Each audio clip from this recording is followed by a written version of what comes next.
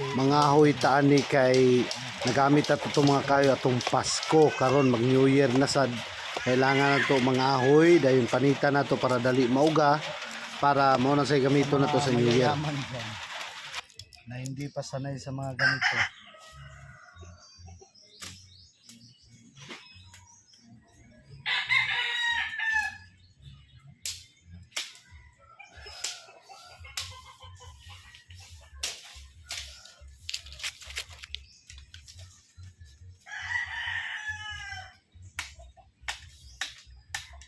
So sulo-sulo ko ani mga idol kay manikamot ani mintras init pa mo nang ani ato ko bukid kuyog na ko mga iroan ni nanguha ko mga kahoy nga mga uga para to ang isugnod kay mo man atong gamit permanente sa labi na sa to ang kuan pagluto mo nanguha tag kahoy ani kay nahurot atong kahoy atong nagditson dayta dahil nagluto tag mga ginagmay nga mga kuan nato panghanda tong Christmas karon na sad sunod adlaw na sad mag New Year mo nang nagkugi ko ani panguha ni bahala ka kura usa Dahil ubos na yung kahoy natin nung Pasko, gagawin naman natin yung kaning naman tayo ng kahoy kay pang New Year na naman.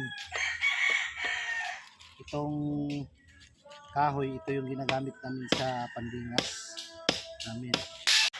dito kung nakikita nyo sa yung wala pa talaga hindi pa nakaranas ng mga ganitong gawain lalo na sa pagano ng kahoy ginaganyan namin yan para mas pantay yung sukat tapos kung mamaya makikita nyo binabalatan natin para mas madali siyang matuyo para mas madali siyang magamit yan po yung ginagamit natin para sa pandingas natin pangluto sa mga ulam at saka kanin yan organic lang talaga yung ginagamit natin dito sa probinsya kaway-kaway dyan sa mga lahat ng mga nakaranas ng ganito hanggang ngayon ito pa rin yung ginagamit natin kasi sa katunayan gusto naman natin talagang yung diklik no pero masanay tayo sa ganitong gawain mas mabilis mas masarap yung kanin pag niluto natin pero kung maulan masyado at walang kahoy yung ginagamit natin yung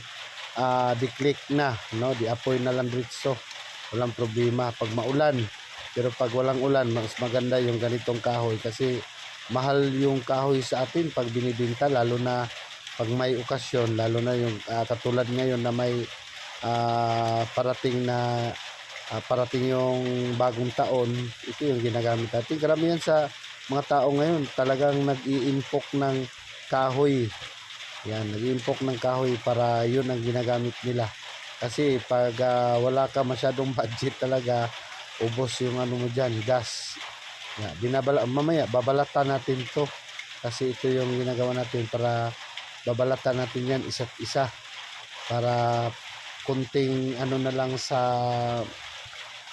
araw tuyo na siya sunod na araw pwede na siyang gamitin ngayon makikita nyo yan mamaya kunti na lang yung natin babalat sa katunayan marami na tayong kahoy dyan sa baba inimba ko lang para babalikan ko mamayang hapon kasi medyo mainit na rin kaya ngayon magbabalat tayo ito ngayon pagbalat yan babalatan yan para makuha yung balat niya at yung matira yung loob na lang at ano bang Tagalog dyan yan tapos iano natin sa araw at yun na yung natin gagamitin natin sa okasyon parating kaya sa lahat po ng mga kaibigan namin at mga nag-subscribe sa amin at nag-follow Merry Christmas and Happy New Year po sa inyo lahat.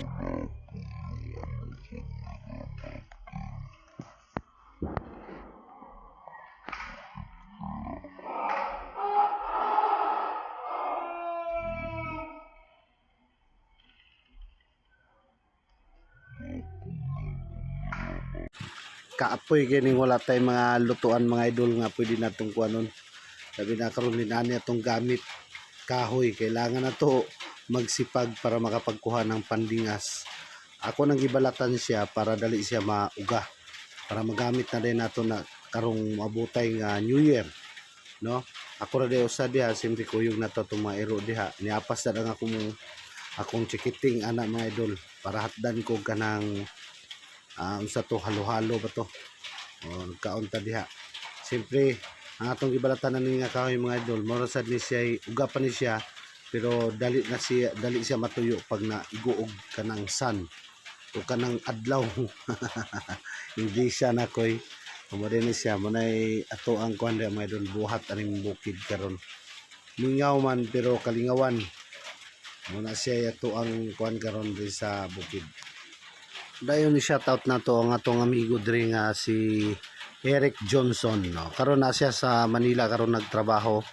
Bali driver siya karon sa usa ka kumpanya didto, no. Dayon no pa shoutout na to, i-shoutout na to si Kuya Eric Johnson, no. Sa iyahang pamilya dinha sa Claveria City. Claveria. Okay. Kuha na siya. Part na siya Cagayan de Oro, no. Kung ako na sayop, part na siya sa Cagayan de Oro. Kuya Eric Johnson. Ug sa mga kauban nato dito sa ibang bansa, sa kauban nato na nagtatrabaho gyapon hantud karon na mga OFW na to, mga amigo, amiga. Shout out sa inyong tanan. Siyempre sa mga nagpalo sa amin sa Facebook page na mga nagsuporta, shout out ug Merry Christmas sa inyo, Happy New Year. Labi na sa ato ang YouTube channel nato sa Papa Jerome Idols Vlog. Nagkamulo pa lang taan na paki-subscribe naman, paki-support.